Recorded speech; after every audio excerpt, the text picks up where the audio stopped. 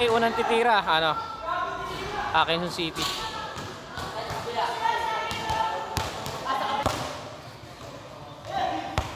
Ganda talaga ng bitaw, 2-0. Ay, mga manonood natin. Trey Cruz. Grabe, 3-0.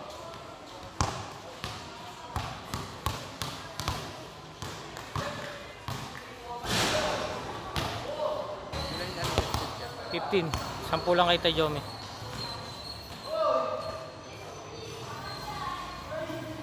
Ayan na. 3-1.